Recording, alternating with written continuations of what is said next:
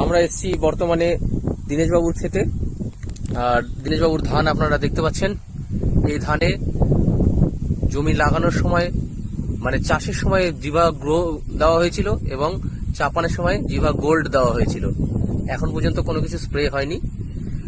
আর একই সঙ্গে লাগানো পার্শ্ববর্তী ধান আপনারা দেখতে পাচ্ছেন, প্রায় একই বয়সী, 1-2 দিনের ছোট বড়। এই ধানের গোছ দেখুন, কোয়ালিটি দেখুন, কালার দেখুন। পার্শ্ববর্তী দীনেশবাবুর ধানের গোছ দেখুন, কাছে থেকে দেখাচ্ছি, কালারটা দেখুন। আর দীনেশবাবু আমাদের সাথে আছে। দীনেশবাবু, কেমন লাগছে বলুন?